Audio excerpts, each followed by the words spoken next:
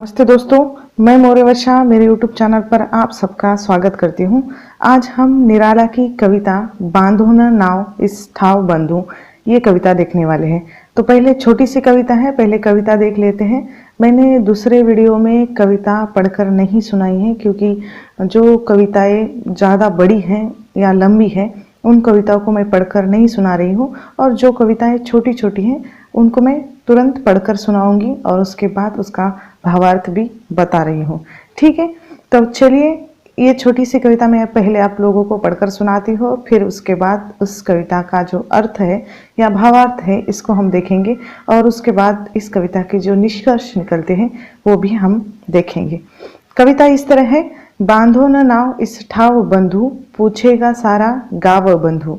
यह घाटी वही जिस पर हंसकर, यह घाटी वही जिस पर हंसकर, वह कभी नहाती थी धंसकर, आंखें रह जाती थी फंसकर, कपते थे दोनों पाव बंधु, बांधो न नाव इस ठाव बंधु। वह हंसी बहुत कुछ कहती थी, वह हंसी बहुत कुछ कहती थी, फिर भी अपने में रहती थी, फिर भी अपने में रहती थी, सबकी सुनती थी सहती थी, देती थी सबके दाव बंधु, बांधो न नाव इस ठाव बंधु। ये कविता है। अब इस कविता का जो भावार्थ है इसको हम देखेंगे। यह कविता निराला के अर्चना कविता संग्रह में संकलित है, जिसका प्रकाशन 1950 में हुआ है।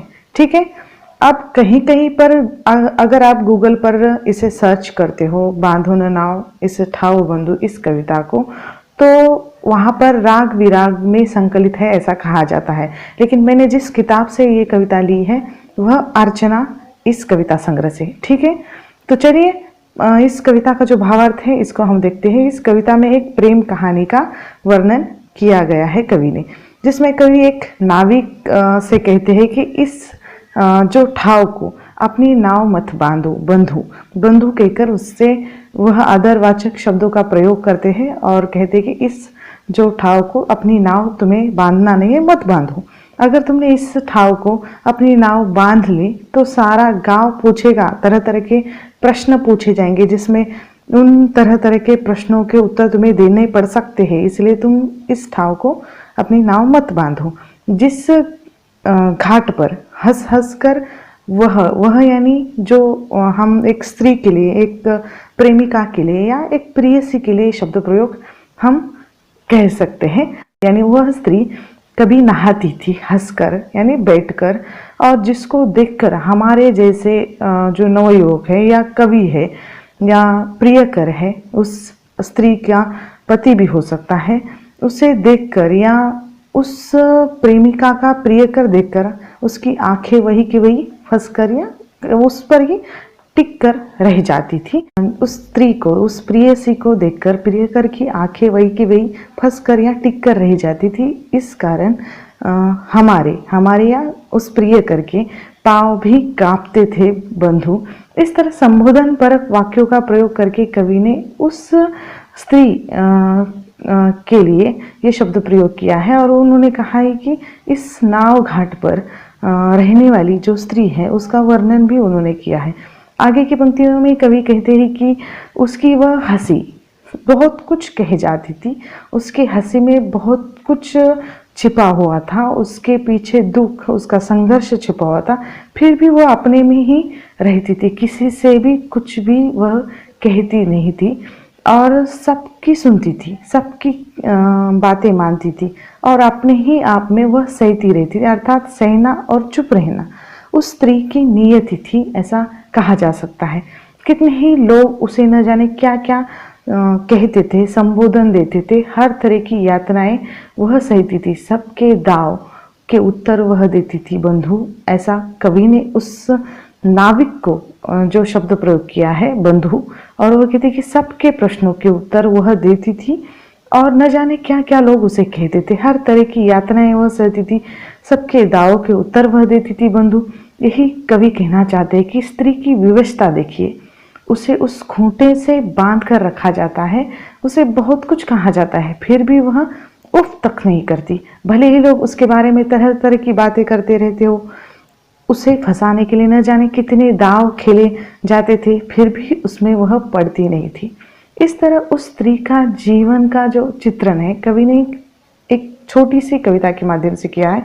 इस कविता में पितृसत्तात्मक व्यवस्था में स्त्री को मुख्य बधिर बना दिए जाने के षड्यंत्र को बेनकाब करते हुए कवि ने कहा है कि जहाँ एक पुरुष स्व प्रस्तुति के आनंद में फूला नहीं समाता, वही स्त्री को या तो बोलने नहीं दिया जाता या वह बोलती नहीं है।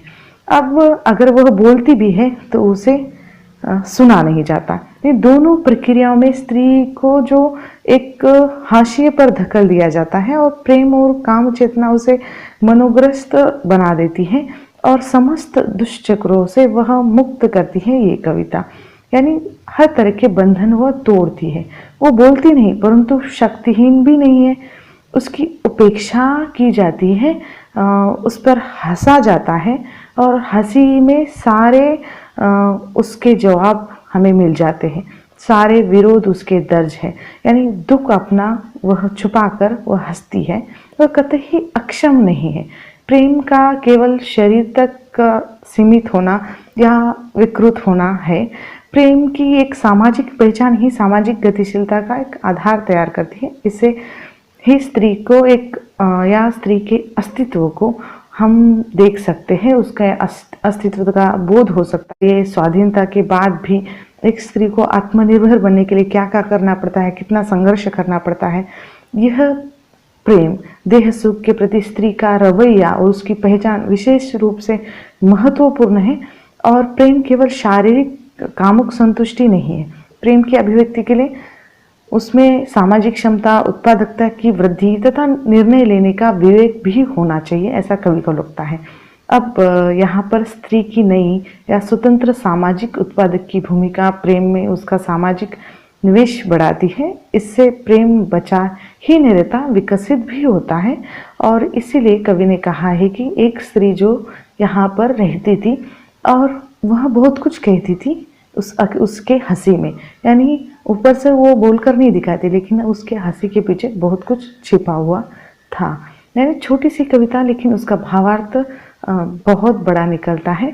अब इस कविता के जो निष्कर्ष है इसमें कहा है कि पितृसत्तात्मक व्यवस्था का विरोध किया है, स्त्री अस्तित्व का बोध है, स्त्री की सामाजिक पहचान है, स्त्री जीवन की त्रासदी का वर्णन है, लोक जीवन का सुंदर एक उदाहरण यहाँ पर दिया है कि किस तरह के लोग रहते हैं और एक स्त्री को देखकर किस तरह की बातें बनाते हैं, किस तरह के दाव चलाते हैं।